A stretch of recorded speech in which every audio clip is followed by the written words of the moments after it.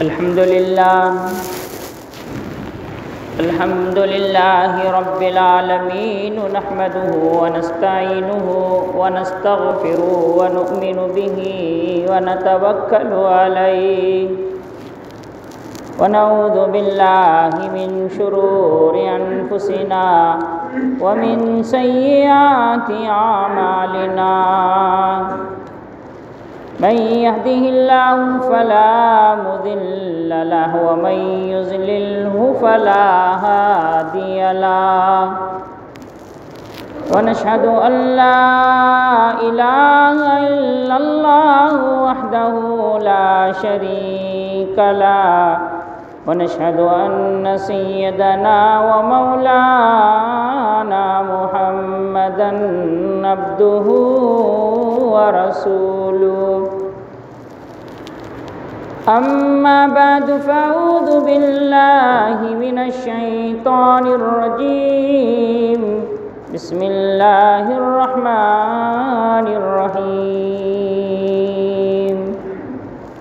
ألا إن أولياء الله لا خوف عليهم ولا هم يحزنون الذين آمنوا وكانوا يتقون لهم البشرى في الحياة الدنيا وفي الآخرة لا تبديل لكلمات الله وقال تعالى في مقام آخر يا أيها الذين آمنوا ادخلوا في السلم كافة ولا تتبعوا خطوات الشيطان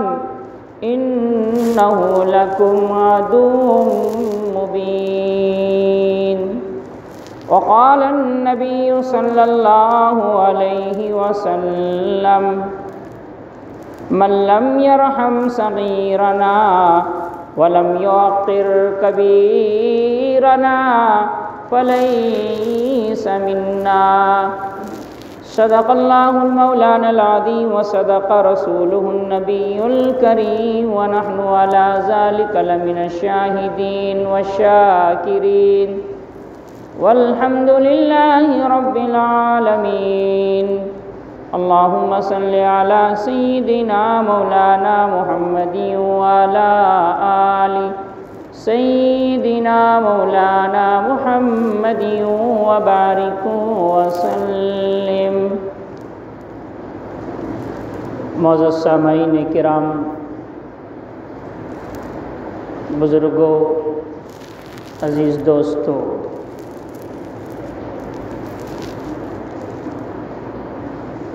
سامنے کی صفوں کو تھوڑا پر کر لو تو بہتر ہوگا، پیچھے آنے والوں کو بیٹھنے کا موقع ہوگا اور کچھ سننے میں بھی اور سنانے میں بھی، تاکہ نورانیت محسوس ہو۔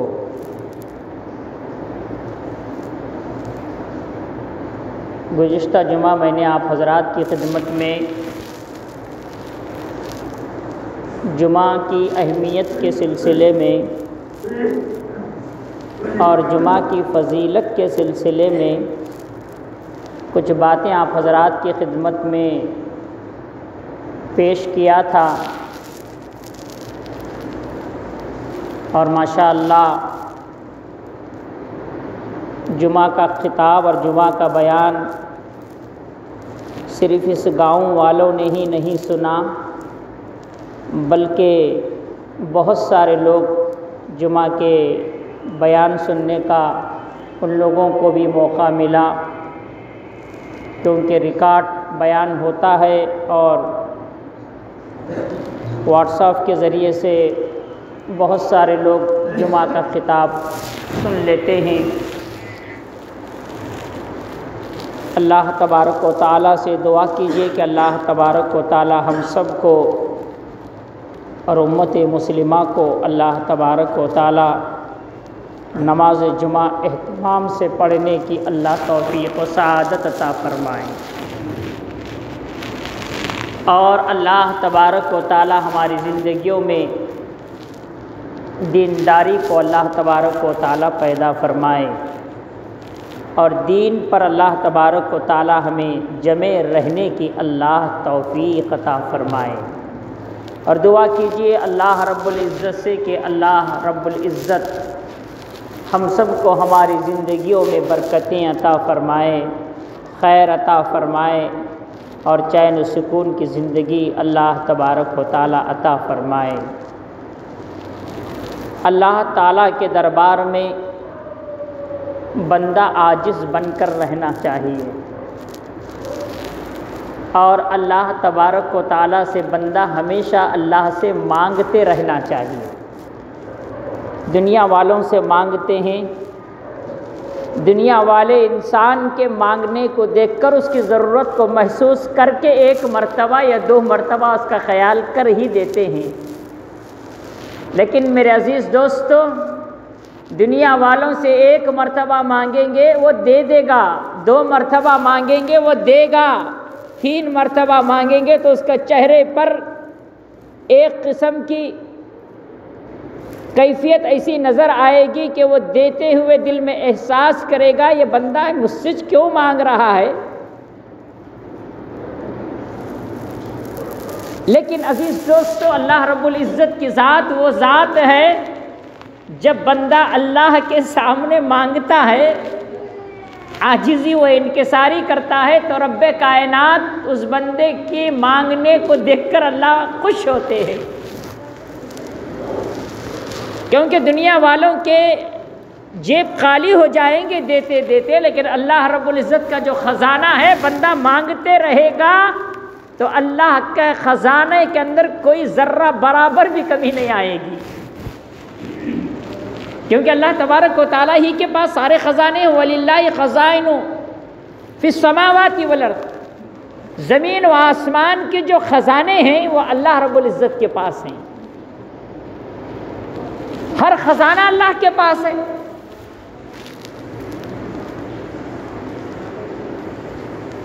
اور کتنی نعمتیں اللہ رب العزت کے دربار میں ہیں،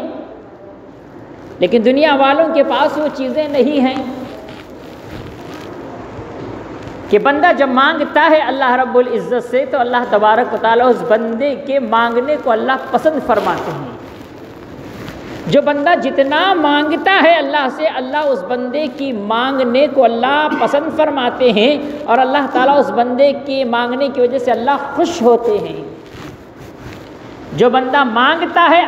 رب ذوالجلال خوش ہوتے ہیں، جو بندہ اللہ سے نہیں مانگتا اللہ رب العزت اس بندے سے ناراض ہوتے ہیں۔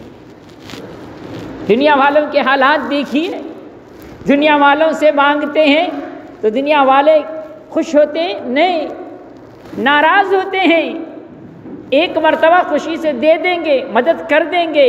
ضرورت پڑنے پر تمہاری خیال کر دیں گے، ضرورت پڑنے پر تمہارا کام کرنے کے واسطے وہ مدد کر دیں گے، ایک مرتبہ کر دیں گے، دو مرتبہ کر دیں گے، تین مرتبہ وہ دیں گے نہیں، بلکہ ناخوش ہو جائیں گے، ناراض ہو جائیں گے۔ لیکن اللہ رب العزت کی ذات وہ ذات ہے، جب بندہ اللہ سے مانگتا ہے تو اللہ رب العزت کی ذات اس بندے کے مانگنے سے خوش ہوتی ہے، اور اللہ رب العزت اپنے خزانے سے اللہ اس بندے کو عطا فرماتے ہیں۔ اور مانگنے کے لیے اللہ تبارک و تعالیٰ نے ہمیں مانگنے کا طریقہ بھی بتلایا، اللہ سے لینے کا ذریعہ بھی اللہ رب العزت نے بتلایا ہے کہ بندے جب اللہ رب العزت سے بندہ جب مانگتا ہے، سجدے کی حالت میں جا کر جو بندہ اللہ سے مانگتا ہے تو اللہ رب العزت اس بندے کے مانگنے کو بہت پسند فرماتے ہیں، جو بندہ سجدے کی حالت میں جاتا ہے، کیونکہ رب اور بندے کے درمیان کوئی حائل نہیں ہوتا، رب اور بندے کے درمیان میں کوئی نہیں ہوتا، صرف بندہ گفتگو کرتا ہے، بندہ اللہ رب ذوالجلال سے مانگتا ہے تو بندے کی جو بات ہے رب ذوالجلال ہی اس کی بات کو سنتے ہیں۔ اور اس کی مرادوں کو اللہ رب العزت پوری فرماتے ہیں۔ تو نماز ایک ایسی عبادت ہے جس عبادت کے ذریعے سے بندہ جب اللہ رب العزت کی عبادت کرتا ہے، اللہ رب العزت کو یاد کرتا ہے، پھر اللہ سے مانگتا ہے، تو پھر اللہ رب العزت اس بندے کے مانگنے کو اللہ پسند فرماتے ہیں، اور اللہ رب العزت اس کی ضروریات کو اللہ رب العزت پوری فرماتے ہیں۔ تو نماز ایک ایسی عبادت ہے کہ اس عبادت کے ذریعے بندہ اور رب دونوں قریب ہو جاتے ہیں، بندہ رب کے قریب ہو جاتا ہے، اور اللہ رب العزت کے قریب ہو کر جب مانگتا ہے تو اللہ تبارک و تعالیٰ اس کی ضرورت کو پورا فرماتے ہیں۔ تو نماز ایک ایسی عبادت ہے، اور خصوصاً جمعہ کا جو دن کے سلسلے میں نے گزشتہ جمعہ عرض کیا، کیونکہ اللہ رب العزت جمعہ کے دن اللہ تبارک و تعالیٰ مومنین بندے جب اللہ سے مانگتے ہیں، اور ایک گھڑی ایک ساعت کے سلسلے میں نے عرض کیا تھا کہ ایک گھڑی ایک ساعت ایک وقت جمعہ کے دن ایسا ہے جس وقت بندہ مانگتا ہے تو اللہ اس کی دعا کو اللہ رد نہیں فرماتے۔ کتابوں میں لکھا گیا ہے کہ وہ گھڑی وہ ساعت کے بارے میں کہا گیا ہے کہ جب امام جمعہ کے دن نماز جمعہ کے لیے عربی خطبے کے لیے کھڑے ہوتا ہے اور پہلا خطبہ دیتا ہے اور اس کے بعد بیٹھ جاتا ہے خطیب، تو اس کے بعد دوسرے خطبے کو کھڑے ہونے کے درمیان میں جو وقت رہتا ہے، وہ وقت کے درمیان میں بندہ جب مانگتا ہے تو اللہ رب العزت اس کی دعا کو قبول فرماتے ہیں، رد نہیں فرماتے ہیں۔ اور عزیز دوستو، اور ایک اللہ رب العزت سے مانگنے کا جو وقت ہے جمعہ کے دن، اور ایک وقت جو ہے جمعہ کے دن جو مانگنے کا ہے وہ ہے عصر کے بعد سے لے کر مغرب کا وقت جو ہوتا ہے، وہ وقت اللہ سے مانگنا،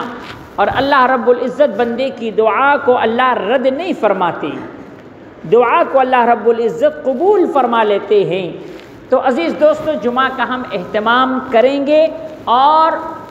جمعہ کے دن جو ساعتیں جو گھڑیاں ہیں ان گھڑیوں کی قدر کر کر ہم اللہ سے مانگنے والے بنیں گے، کیونکہ آج انسان جو پریشان ہے، جو انسان جس چیزوں میں گرفتار ہے اور جس چیزوں کا شکار ہو چکا ہے، اس کا حل میرے عزیز دوستو دعا ہے۔ دعا مومن کا بہت بڑا ہتھیار ہے۔ الدعاء سلاح المؤمن، دعا مومن کا ہتھیار ہے۔ دعا کیا ہے؟ مومن کا ہتھیار ہے۔ اس لیے اس دعا کا اہتمام کرنے والے بنے، اور ہر نماز کے بعد سنت نوافل ادا کرنے کے بعد میرے عزیز دوستو تھوڑی دیر چند لمحات اللہ کی طرف متوجہ ہو جائے،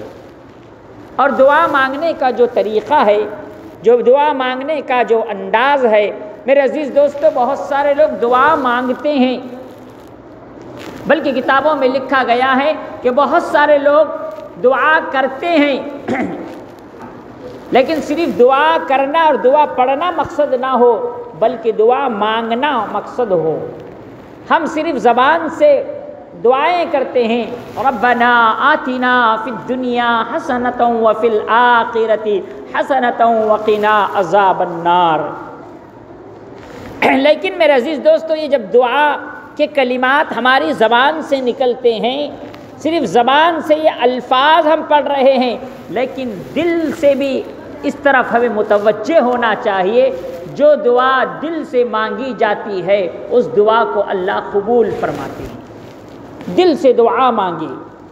اور اللہ کی طرف دعا مانگنے کے جو آداب ہیں، دعا مانگنے کا جو طریقہ ہے، سب سے پہلے اللہ رب العزت کی تعریف اور سرکار مدینہ محمد الرسول اللہ صلی اللہ علیہ وسلم پر درود و سلام پڑھے۔ جو درود ہمیں یاد ہو وہ درود پڑھے، دعا کی ابتدا میں بھی درود ہو اور دعا کے انتہا میں بھی درود ہو۔ جس کو جو درود آتا ہے وہ درود پڑھ کر دعا کو شروع کرے، اور دعا کے اختتام پر بھی درود کو پڑھے، پھر دیکھو اللہ رب العزت ہماری دعاؤں کو اللہ تبارک و تعالیٰ کیسے قبول فرماتے ہیں۔ آج بندہ پریشان ہے، تمام پریشانیوں کا حل اللہ تبارک و تعالیٰ نے دعا میں رکھا ہے۔ جمعہ کا جو دن ہوتا ہے بڑا اہمیت کے حامل دن ہوتا ہے اور بڑا مبارک اور برکت والا دن ہوتا ہے، اور اللہ رب العزت کی رحمتیں کو آسمان سے اترتی رہتی ہے، اور فرشتوں کے نزول کا دن ہے کہ اللہ رب العزت جو درود پڑھ کر دعائیں مانگتے ہیں، اللہ رب العزت ان بندوں کی دعاؤں کو اللہ تبارک و تعالیٰ قبول فرماتے ہیں۔ تو عزیز دوستو، ہم دعا ایسے کریں کہ ہمارے دونوں ہاتھ کھلے ہو۔ بہت سارے لوگ دعا کرتے ہیں، کسی کے ہاتھ ایسے ہوتے ہیں، کسی کے ہاتھ ایسے ہوتے ہیں، کوئی سر پر لگا کر بیٹھ جاتے ہیں، کوئی کانوں کو لگا کر بیٹھتے ہیں، عجیب عجیب انداز سے دعائیں کرتے ہیں۔ نہیں میرے عزیز دوستو، دعا جب اللہ رب العزت سے کرتے ہیں کہ ہم دعا کرتے وقت ہم اپنے ہاتھوں کو، اپنے ہتھیلیوں کو کھلے رکھیں، اور ان ہتھیلیوں کو اس طرح کھلی رکھ کر اللہ کے سامنے دعا کرے، ایسے کسی سے ہم مانگ رہے ہیں، کسی سے مانگتے ہوئے ہم اپنے ہتھیلیوں کو کھولتے ہیں اور ان ہتھیلیوں میں اب اس چیز کو لینا چاہتے ہیں۔ اسی طرح ہم جب دعا کرتے ہیں تو ہماری مرادوں کو اللہ رب العزت پورا کرنے والے ہیں، اور ہماری ضرورتوں کو اللہ رب العزت پوری کرنے والے ہیں۔ اس لیے جب دعا کرتے ہیں تو دعا کرتے وقت ہمارے ہتھیلیاں کھلے رہے، ہمارے ہتھیلیاں کھلی رہے، اور اللہ کی طرف پورے مکمل متوجہ ہو کر دعا کریں۔ پھر دیکھو اللہ تبارک و تعالیٰ اس دعا کو اللہ کیسے قبول نہیں کریں گے۔ اللہ رب العزت اس دعا کو، اللہ رب العزت بہت جلدی اللہ تبارک و تعالیٰ اس دعا کو قبول فرماتے ہیں۔ تو عزیز دوستو، جمعہ کی اہمیت اور جمعہ کی فضیلت کے سلسلے میں بہت ساری باتیں میں نے گزشتہ جمعہ آپ حضرات کی خدمت میں گوش گزار کیا تھا، لیکن جمعہ کے دن جو دعا کرنا ہے، جو دعا مانگنا ہے، اس سلسلے میں کہنا چاہتا تھا کچھ باتیں، لیکن باتیں رہ گئی تھی، اس لیے میں نے اس باتوں کو آپ کے سامنے اظہار خیال کر دیا ہو۔ دعا کیجیے اللہ رب العزت سے کہ اللہ تبارک و تعالی ہمیں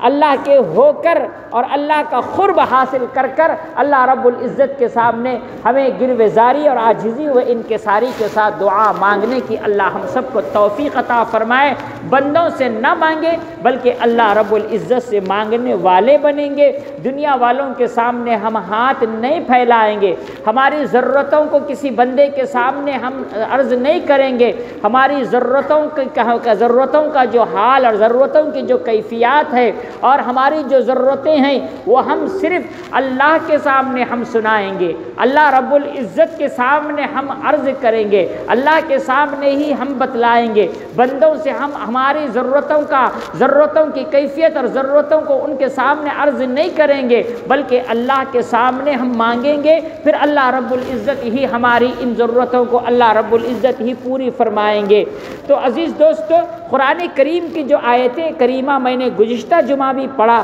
اور اس جمعہ بھی آپ حضرات کی خدمت میں پڑھا، اللہ رب العزت نے اس آیت کریمہ کے اندر اللہ تبارک و تعالیٰ نے اپنے اولیاء کا تذکرہ کیا ہے۔ الا ان اولیاء اللہ لا خوف علیہم ولا هم یحزنون الذین آمنوا وکانوا یتقون، کہ اللہ تبارک و تعالیٰ نے اولیاء کا تذکرہ کیا ہے، کیونکہ اللہ تبارک و تعالیٰ نے حضرات انبیاء علیہ السلام کا جو سلسلہ ہے وہ ختم ہو چکا ہے۔ اللہ تبارک و تعالیٰ نے دنیا کے اندر انسان کی رہنمائی اور رہبری کے لیے، ان کی ہدایت کے لیے، ان کو سیدھے راستے پر لانے کے لیے اللہ تبارک و تعالیٰ نے حضرات انبیاء کو اللہ دنیا میں مبعوث فرماتے تھے، یعنی دنیا میں اللہ تبارک و تعالیٰ اپنے پیغمبروں کو اور اپنے نبیوں کو اللہ دنیا میں بھیجتے تھے۔ پیغمبروں کا سلسلہ ختم ہو چکا ہے، اب دنیا کے اندر کوئی پیغمبر نہیں آئیں گے۔ حضرت امام مہدی بھی آئیں گے، لیکن پیغمبر بن کر نبی بن کر نہیں آئیں گے بلکہ آپ ایک امام بن کر آئیں گے۔ اسی طرح حضرت عیسیٰ علیہ السلام نے بھی اللہ رب العزت سے دعا کی تھی کہ اے اللہ مجھے محمد الرسول اللہ صلی اللہ علیہ وسلم کی امت میں پیدا فرما دے، کیونکہ حضرات کئی انبیاء نے دعا کی تھی کہ ہمیں محمد الرسول اللہ صلی اللہ علیہ وسلم کی امت کے اندر پیدا کر دے۔ تو اللہ تبارک و تعالیٰ نے حضرت عیسیٰ علیہ السلام کی دعاؤں کو اللہ نے قبول فرما لیا، کیونکہ حضرت عیسیٰ علیہ السلام نے اللہ سے دعا کی تھی۔ اللہ تبارک و تعالیٰ نے ان کو آسمانوں پر اٹھا لیا ہے، آسمانوں پر اٹھا لیا ہے۔ جب آئے تھے وہ دنیا کے اندر اللہ کے نبی بن کر آئے تھے، جب آئے تھے دنیا کے اندر اللہ کے پیغمبر بن کر آئے تھے، کیونکہ اللہ تبارک و تعالیٰ نے جو آسمانی جو کتابیں ہیں اللہ تعالیٰ نے 4 پیغمبروں پر اللہ نے آسمانی کتابوں کو نازل کیا۔ آسمان کی جو بڑی کتابیں ہیں، قرآن مجید آسمانی بڑی کتاب ہے، اسی طرح آسمانی جو بڑی کتاب ہے توراۃ اللہ تعالیٰ نے حضرت موسیٰ علیہ السلام پر نازل کیے تھے، اور اسی طرح آسمانی جو بڑی کتاب ہے حضرت عیسیٰ علیہ السلام پر اللہ تبارک و تعالیٰ نے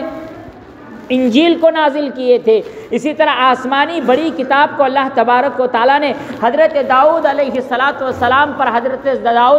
پر زبور کو نازل کیے تھے، اور آسمانی جو کتابیں ہیں وہ کتابیں مٹ گئی، صرف ایک کتاب باقی ہے، کیونکہ اللہ نے اس کتاب کی حفاظت کی ذمہ داری خود لے لی ہے۔ قرآن مجید کی حفاظت کی ذمہ داری اللہ نے خود لی ہے، اور قیامت تک اللہ تبارک و تعالیٰ اس کتاب کی حفاظت کرتے رہیں گے، اور اس کے زیر و زبر کے اندر بھی کوئی فرق پیدا نہیں کر سکتے۔ دنیا کے اندر بہت سارے آئے قرآن کو مٹانے کی کوشش کرے، قرآن کو ختم کرنے کی کوشش کرے، وہ ختم ہو گئے، وہ مٹ گئے، لیکن قرآن نہیں مٹ سکا، کیونکہ اللہ نے قرآن کی حفاظت کی ذمہ داری خود لی ہے۔ پھر اللہ تعالیٰ نے قرآن میں فرمایا اِنَّا نَحْنُ نَزَّلْنَا الذِّكْرَ وَإِنَّا لَهُ لَحَافِظُونَ، بے شک ہم نے ہی قرآن مجید کو نازل کیا اور ہم ہی اس کی حفاظت کرنے والے ہیں۔ اللہ تبارک و تعالیٰ نے حضرت موسیٰ نبی علیہ السلام پر اللہ تعالیٰ نے توراۃ کو نازل کیا، اسی طرح اللہ تبارک و تعالیٰ نے حضرت عیسیٰ نبی علیہ السلام پر انجیل کو نازل کیا، اسی طرح اللہ تبارک و تعالیٰ نے حضرت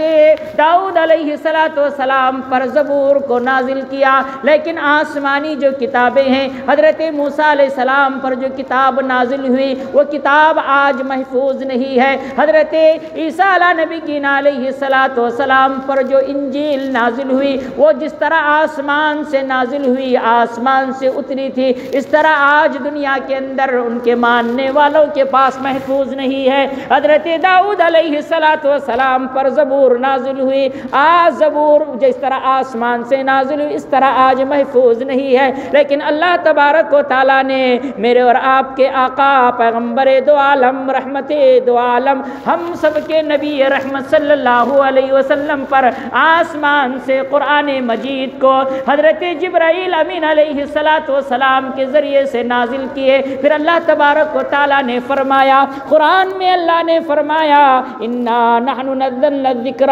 وَإِنَّا لَهُ لَحَافِظُونَ، بے شک ہم نے ہی قرآن کو نازل کیا، بے شک ہم نے ہی قرآن کو اتارا اور ہم ہی اس کی حفاظت کرنے والے ہیں۔ اللہ تبارک و تعالیٰ نے اس کے زیر و زبر کی حفاظت کی ذمہ داری خود اپنے ذمے لی ہے۔ آج معصوم بچوں کے سینوں میں قرآن ہے، دنیا کی کوئی کتاب ایسی نہیں ہے جس کو پڑھنے کے لیے آسانی پیدا ہو جائے، لیکن قرآن کو اللہ نے پڑھنے والوں کے لیے آسان کر دیا۔ وَلَقَدْ يَسَّرْنَا الْقُرْآنَ لِلذِّكْرِ فَهَلْ مِن مُدَّكِرٍ، قرآن سیکھنے والوں کے لیے بہت آسان ہے۔ تو اللہ تبارک و تعالیٰ نے آسمانی جو کتابیں ہیں ان کتابوں کے اندر اللہ تبارک و تعالیٰ نے قرآن مجید کو نازل کیا، اور اس کی حفاظت کی ذمہ داری بھی اللہ رب العزت نے خود اپنے ذمے لے لی ہے۔ تو 4 آسمانی کتابیں تھیں جو بڑے بڑے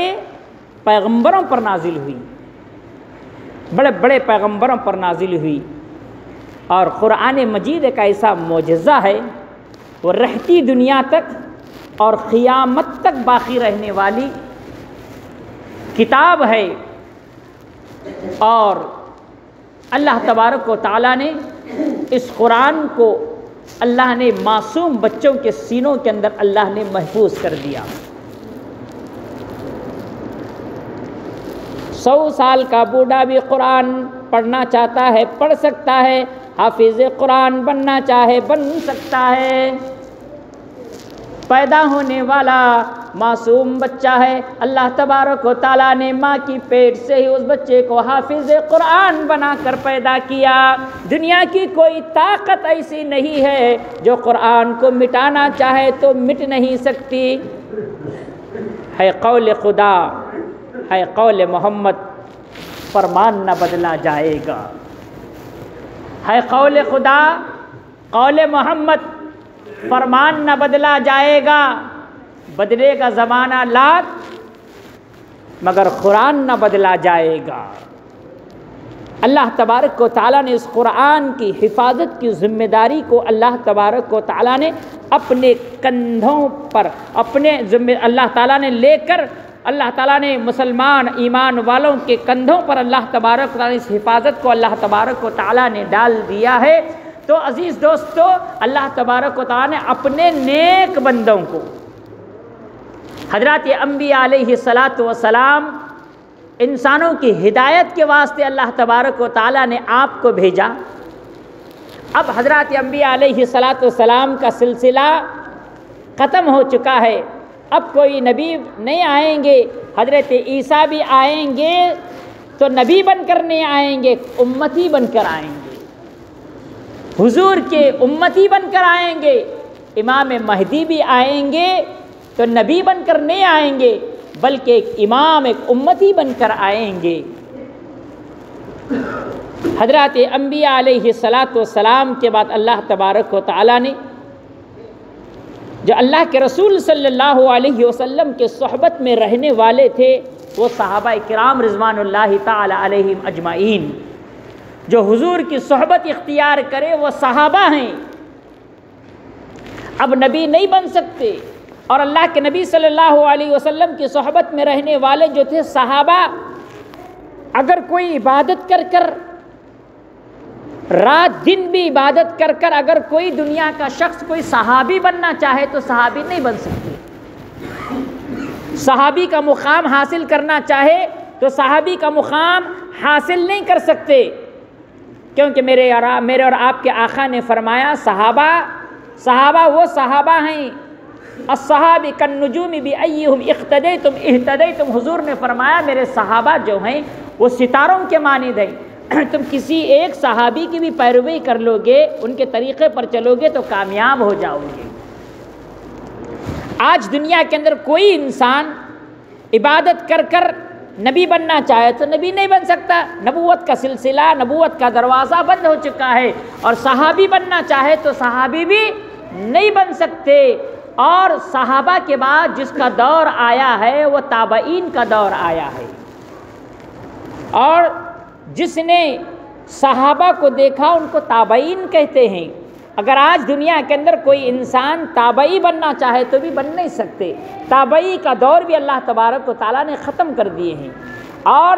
جنہوں نے تابعین کو دیکھا ہے وہ جس کو تبع تابعین کہتے ہیں، جو صحابہ کو دیکھے وہ تابعین، اور جو تابعین کو دیکھے وہ تبع تابعین ہے۔ اللہ تعالیٰ نے نبوت کا سلسلہ ختم کر دیے، صحابہ کا سلسلہ ختم ہو چکا، تابعین کا سلسلہ ختم ہو چکا، تبع تابعین کا سلسلہ ختم ہو چکا، لیکن قیامت تک اللہ تبارک و تعالیٰ نے انسانوں کے لیے ایک سلسلے کو باقی رکھے ہیں۔ وہ کون سا سلسلہ ہے؟ اللہ کا اگر کوئی ولی بننا چاہتا ہے تو قیامت تک ولی بننے کا دروازہ کھلا ہے، ہر انسان ولی بن سکتا ہے، اور ولی کے مقام اور مرتبے کو پہنچنا چاہتا ہے تو عبادت کے ذریعے سے، ریاضت کے ذریعے سے، دعاؤں کے ذریعے سے، اللہ تبارک و تعالیٰ کی فرما برداری کر کر، رسول اللہ صلی اللہ علیہ وسلم کی سنتوں کو اپنا کر اور اللہ کے نبی صلی اللہ علیہ وسلم کی تعلیمات کو اپنا کر ولی بننا چاہے تو بن سکتا ہے۔ لیکن اللہ تبارک تعالیٰ نے ولیوں کے اندر بھی بہت بڑا مقام کسی ولی کو عطا فرمائے ہیں۔ ان ولی کے مقام کو پہنچنے کے لیے سارے دنیا کے ولیاء عبادت کرے تو بھی وہ مقام کو نہیں پہنچ سکتے جس کو اللہ تبارک و تعالیٰ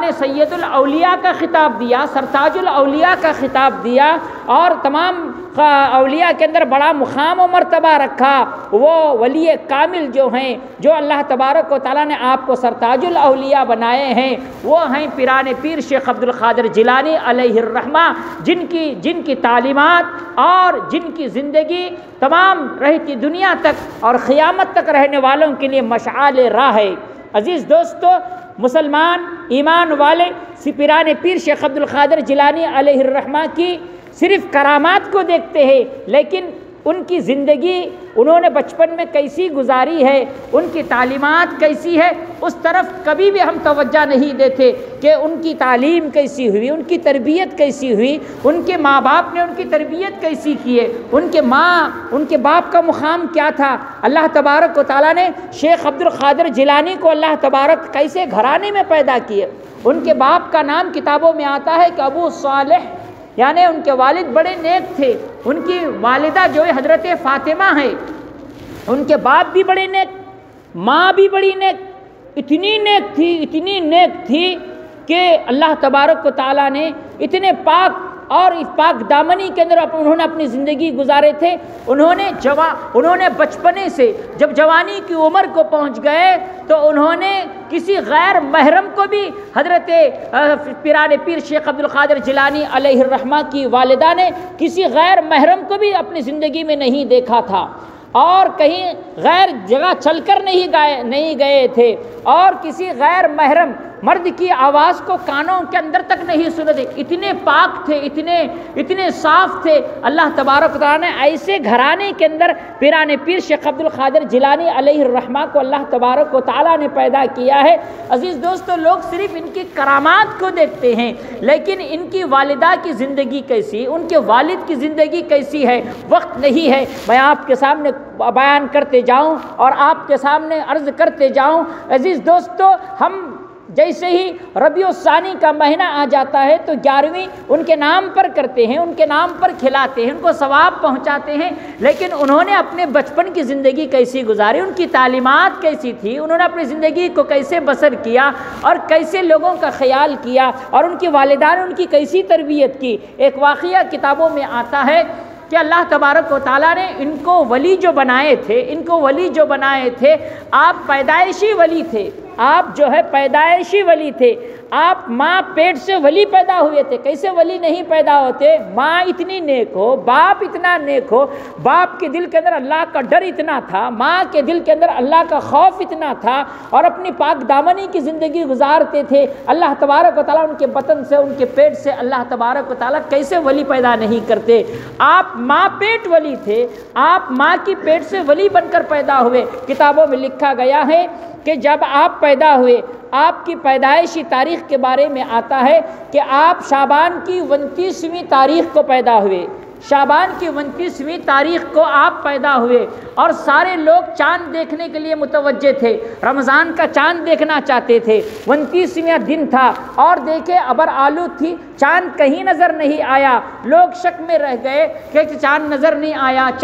نہیں آیا ہے۔ لیکن اس کے بعد لوگ سوچنے لگے کہ کل ہمیں روزہ رکھنا ہے یا روزہ نہیں رکھنا ہے، کل روزہ رکھنا ہے یا روزہ نہیں رکھنا ہے۔ تو صبح لوگ بڑے اس میں تھے کہ روزہ رکھنا نہیں رکھنا۔ حضرت پیران پیر شیخ عبد القادر جیلانی محبوب سبحانی رحمت اللہ علیہ، شعبان کی 29ویں شب کو آپ کی ولادت ہوتی ہے، آپ پیدا ہوتے ہیں، اور آپ صبح آپ کی والدہ محترمہ، آپ کی والدہ آپ کو دودھ پلانا چاہتی ہے، آپ کی والدہ آپ کو دودھ پلانا چاہتی ہے اور دودھ پلانے کے لیے قریب کر دیتی ہے۔ حضرت پیران پیر شیخ عبد القادر جیلانی علیہ الرحمہ اپنے ماں کے قریب رہے لیکن دودھ نہیں پیتے ہیں۔ ماں اس بات کا اعلان کرا دیتی ہے، میرا نونہال، میرا چھوٹا، میرا نومولود بچہ اس بات کا اعلان کر رہا ہے کہ رمضان کا چاند ہو گیا ہے، رمضان کا چاند ہو گیا ہے۔ صبح سے لے کر شام تک نہ آپ دودھ پیتے،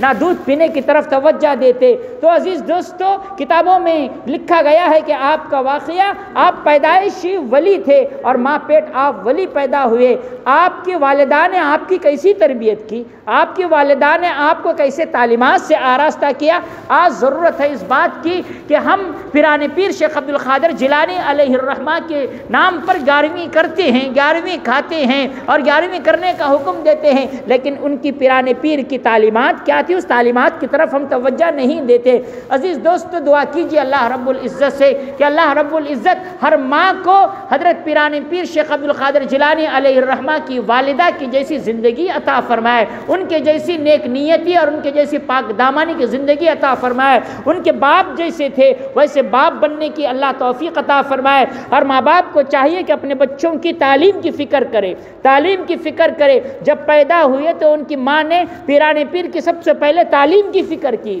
قرآن کو پڑھانے کی فکر کی۔ کتابوں میں لکھا گیا ہے کہ آپ نے سب سے پہلے جو پڑھنا سیکھے، جو تعلیم حاصل کرنا سیکھے، انہوں نے اپنی ماں سے اور اپنے باپ سے تعلیم حاصل کرنا سیکھے۔ ہاں، اپنی ماں سے تعلیم حاصل کرنا سیکھے۔ عزیز دوستو، ماں کو چاہیے کہ اپنی بچوں کی اور اپنے بچیوں کی تربیت کا پہلے انتظام کرے۔ اسی لیے اللہ والے فرماتے ہیں کہ ماں کی جو گود ہوتی ہے وہ دنیا کا سب سے پہلا یونیورسٹی، سب سے پہلا کالج، سب سے پہلا مدرسہ، سب سے پہلا اسکول ہے۔ مائیں اپنی گودوں میں صحیح تربیت کرے، مائیں اپنے بچوں کی صحیح تربیت کرے۔ حضرت پیران پیر شیخ عبد القادر جیلانی علیہ الرحمہ کی والدہ حضرت پیران پیر کو کبھی بغیر وضو بغیر کیے کبھی دودھ نہیں پلائے اور اپنے سر پر ہمیشہ دوپٹہ رہتا تھا اور باوضو ہو کر دودھ پلایا کرتے تھے۔ ایسے کئی اولیاء کے واقعات ہیں۔ اسی ریاست کرناٹک کے شیر میسور حضرت ٹیپو سلطان شہید رحمۃ اللہ علیہ کی سیرت کبھی بولنے کا موقع ملے تو میں عرض کروں گا۔ ان کی والدہ نے بھی حضرت ٹیپو سلطان شہید رحمۃ اللہ علیہ کیسی تربیت کی تھی اور کیسا ان کے اندر جواں مردی تھی۔ آج جوانوں کے اندر جوانی ختم ہو گئی، آج جوانوں کے اندر ہمت ختم ہو گئی، آج جوانوں کے اندر بزدلی پیدا ہو گئی۔ میرے عزیز دوستو، یہ بزدلی کہاں سے آ رہی ہے؟ یہ جوانی جوانوں کے اندر محفوظ کیوں نہیں ہو رہی ہے؟ یہ غلطی صرف کس کی؟ بچوں کی نہیں میرے عزیز دوستو، یہ غلطی ماں باپ کی ہے، یہ ماں کی غلطی ہے۔ اگر ماں بچپن کے اندر ہی اس بچے کو وضو کر اگر دودھ پلائے گی، اگر وضو نہیں بھی کر سکتی ہے، سر پر دوپٹہ اوڑھ کر بھی اگر دودھ پلاتی ہے تو بچی بے حیا نہیں ہوگی، بے پردہ نہیں ہوگی۔ ضرورت ہے کہ میری ماؤں کو اپنے بچوں کو بچپن میں تربیت کرنے کا نظام بناؤ، بچپن میں اپنے بچوں کو سدھارنے کا نظام بناؤ۔ اگر یہی بچیوں کی سدھار اور یہی بچیوں کی تربیت ماں کرے گی تو بچیاں سدھر جائے گی۔ ہم بچوں کو پیدا تو کرتے ہیں، بچوں کی ولادت تو ہوتی ہے، ہم ان کے لیے ڈاکٹر پیدا ہونے سے پہلے ہی کون سے ڈاکٹر کو بتانا ہے، کون سے نرس کو بتانا ہے، کون سے ڈاکٹرنی کے پاس علاج کرنا ہے اور کون سے ہسپتال میں بچے کو، یہ ساری چیزیں ہم پہلے ہی انتظام کر لیتے ہیں، لیکن اس بات کی فکر نہیں کرتے ہیں کہ ہم اپنے بچوں کی تربیت بچپن سے کیسے کرنا چاہیے، بچوں کی پرورش کے لیے کیا کرنا چاہیے۔ عزیز دوستو، یہ غلطیاں ہم دیکھتے رہے، اس کے اندر سدھار لائیں گے تو انشاءاللہ بچوں کے اندر بھی سدھار آ جائے گا۔ بچیاں بچپن سے ہی ذہین اور فتین بن جائیں گے، بچیاں بچپن سے ہی ان کے ذہانت اللہ تبارک و تعالیٰ کھول دیں گے۔ وہ جب قرآن پڑھنا شروع کریں گے تو بہت جلدی پڑھنا شروع کر دیں گے۔ کئی ایسے اولیاء کے واقعات ہیں، میں نے اولیاء کا تذکرہ شروع کیا پیران پیر شیخ عبد القادر جیلانی کی بچپن کے حالات عرض کرنا چاہتا تھا، وقت ہو چکا ہے۔ دعا کیجیے اللہ رب العزت سے کہ اللہ رب العزت ہمیں اولیاء کی زندگی، اولیاء کی تعلیمات کو حاصل کر ان کے نقش قدم پر زندگی گزارنے کی اللہ تبارک و تعالی توفیق و سعادت عطا فرمائے۔ اور اللہ رب العزت سے دعا کیجیے کہ اللہ تعالیٰ والدین کو اپنے اولاد کی صحیح تربیت کرنے کی اللہ تعالیٰ توفیق عطا فرمائے۔ اور دعا کیجیے اللہ رب العزت سے کہ اللہ تعالیٰ اللہ کے سامنے ہمیں مانگنے کی اللہ توفیق عطا فرمائے، بندوں سے مانگنے سے اللہ حفاظت فرمائے، دنیا والوں سے مانگنے سے اللہ ہماری حفاظت فرمائے، رب ذوالجلال سے اللہ ہم سب کو مانگنے کی توفیق و سعادت عطا فرمائے۔ اس موقع پر جتنی باتیں کہی سنی گئی، دعا کیجیے اللہ رب العزت سے اللہ تعالیٰ ہم سب کو عمل کی توفیق عطا فرمائے۔ وآخر دعوانا ان الحمد للہ رب العالمین۔